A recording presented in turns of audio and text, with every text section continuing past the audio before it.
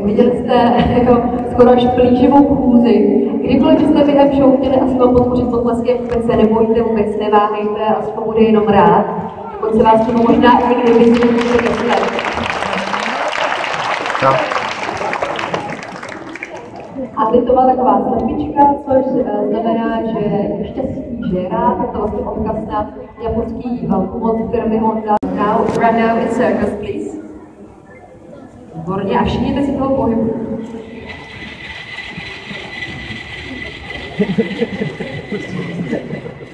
Výborně, že zaslouží potlesk.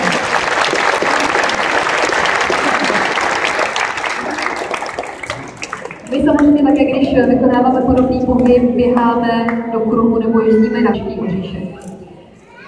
Zeptáme se teď Asima, jestli nám opět předvede další ze svých pohybů, který je schopen. So Asimo, can you now walk in around seamlessly, please? Okay. Výborně.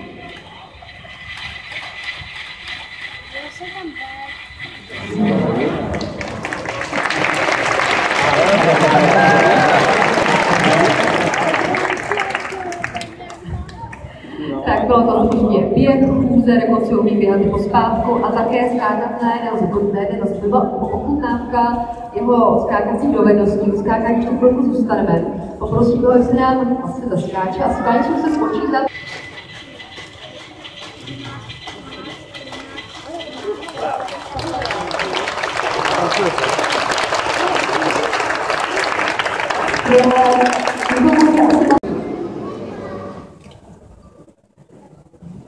Cvička.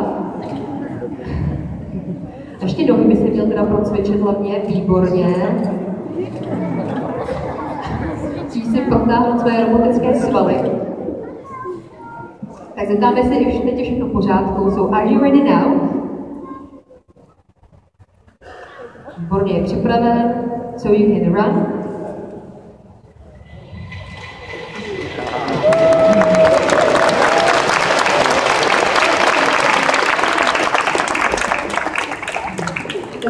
Standardní běh v Asimově podání, uchválil se, je to klid. A možná jste si všimli, že on je vlastně tak jako pokrčený, má stále pokrčená kolena, je to z toho důvodu větší stability, protože má vlastně níž těžiště.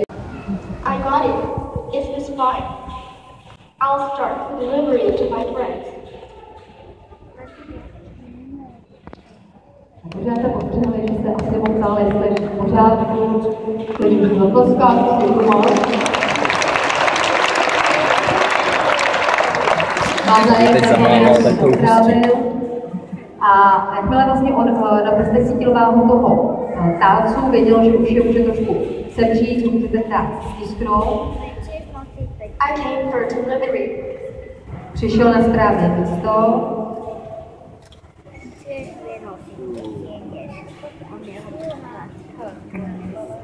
So thank you very much.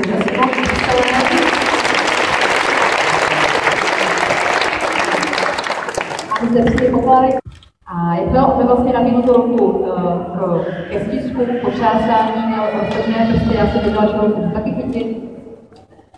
On taky prsty mě trošku svírá a zároveň díky tomu systému balancu té rovnováhy je schopen vypořádat se s nějakou sílou, kterou já na něj budu klást. Takže kdybych na něj zatlačila, udělá ups a zase tu svoji polohu vyrovná, udělá krok zpátky. Úplně stejně to bude, když to přitáhnu k sobě. Ups. Ups.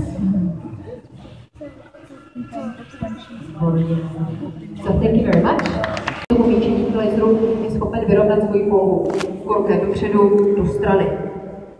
A schválně myslíte, že vydá góla? Myslíte, že jo?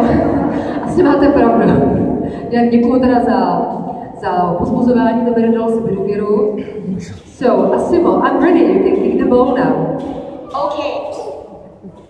Co vidět?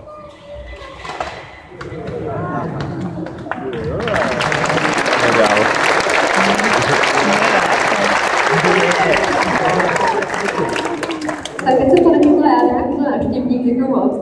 Jinak možná vidíte, že ten míč je z takového reflexního materiálu, to právě z toho důvodu, aby on snáze to tím lejtem.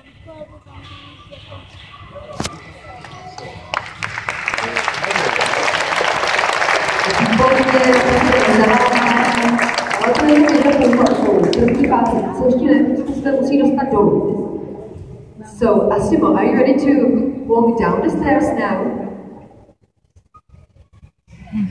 Není připraven, aha. Tak asi s námi nekomunikuje, už vlastně show přestala bavit. Ne, samozřejmě je to zase stejná situace jako s tím míčem.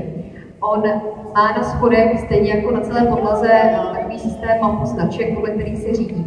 A teď opět musel udělat krok dopředu, aby vůči těm schodům byl ve správné pozici, musel se srovnat a teď už by možná mohl být připraven. So, are you ready now?